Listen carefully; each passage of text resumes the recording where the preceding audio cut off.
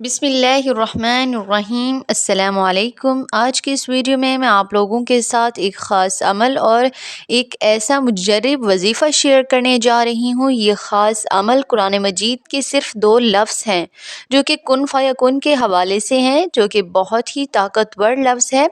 इनको पढ़ने से इंशाअल्लाह आपकी बड़ी से बड़ी हाजत, नामुमकिन से नामुमकिन मसला भी इंशाअल्लाह हल हो जाएगा।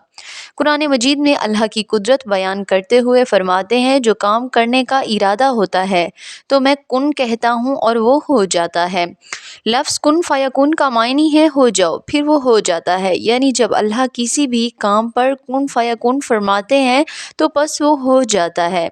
अल्लाह रब्बुल आलमीन के लिए ये लफ्ज़ कुन है और इंसान के लिए पहला लफ्ज़ इक़रा है।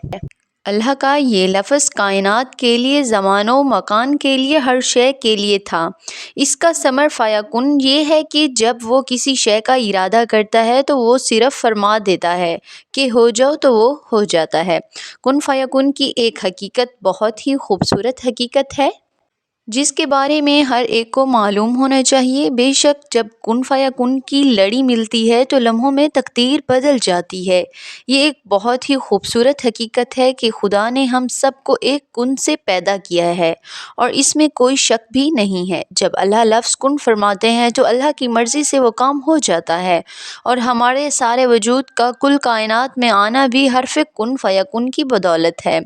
अगर कोई पत्थर ज़मीन पर पड़ा हुआ हो और अल्लाह उसे पत्थर को पहाड़ में बदलना चाहे तो वो ये भी लफ्ज़ कुन से हो जाएगा। इसी तरह कुरान मजीद में इरशाद है, वही है जो ज़िंदा करता है और वही है जो मौत देता है, और वो जब किसी काम का फ़ैसला कर लेता है तो उसे कहता है कि हो जाओ तो वो हो जाता है। बेशक अल्लाह ताला हर चीज़ पर कादिर है, हर चीज़ उसकी मुता है, चाहे वो चीज़ मशरिक़ में हो या मग़रिब में। बेशक अल्लाह की ज़ात सबसे बड़ी है और वही सबसे ज़्यादा ताकतवर है, और बेशक हमारा सब्र अल्लाह के कुन फ़यकुन का मुंतज़िर है। अगर हम किसी भी मुश्किल में, परेशानी में, नाउमीदी में अल्लाह के कुन फ़यकुन पर भरोसा रखें तो लम्हों में हमारी मुश्किलात हल हो जाएगी, क्योंकि जब हम खुद को अल्लाह के कुन फ़यकुन का मुंतज़िर बनाते हैं तो हमारे सारे काम, सारे मसले इंशाअल्लाह आसान हो जाएंगे। और मैं उम्मीद करती हूँ कि आप इस पर ज़रूर इत्तफ़ाक़ करेंगे और जिस हकीकत पर आपके सामने रोशनी डाली है इस पर भरोसा रखेंगे, इसी भरपूर तरीके से समझेंगे और आज को जो लफ्ज़ कुन फ़यकुन के हवाले से इसका अधिकार सुन लें। किसी भी हाजत के लिए, मकसद के लिए, परेशानी से, तंगदस्ती से निकलने के लिए, बेरोज़गारी से नजात के लिए, कर्ज से, झूठे मुकदमात के लिए और किसी भी हाजत के लिए और जायज़ दिली मुराद के लिए आप ये अमल कर सकते हैं।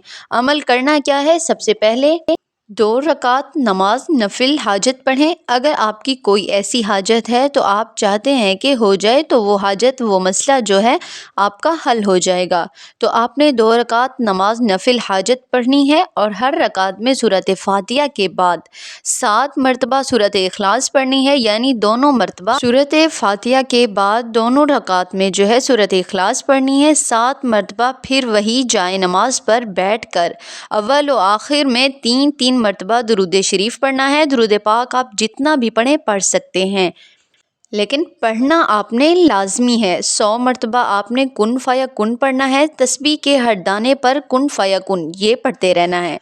वक्त अल्लाह की बड़ाई को, उसकी ताकत को जहन में रखें और यकीन रखें कि अल्लाह ही मेरी इस परेशानी को दूर कर सकता है, मेरी हाजत को, मेरी दुआ को अल्लाह ही पूरी कर सकता है। अगर इस तरह यकीन से इस अमल को करेंगे, अल्लाह आपको ज़रूर कामयाब करेगा। 21 रोज़ तक इस अमल को, इस वजीफ़ा को किसी भी हाजत के लिए करना है। अमल के बाद अल्लाह पाक से दुआ मांगे, अल्लाह रब्बुल आलमीन आपके हर मामलात में आपके साथ आसानियाँ फरमाएंगे। इंशाअल्लाह आपके हर जायज़ मकसद को पूरा फरमाएंगे, आपके रिस्क में, माल में खैर व बरकत अता फरमाएंगे।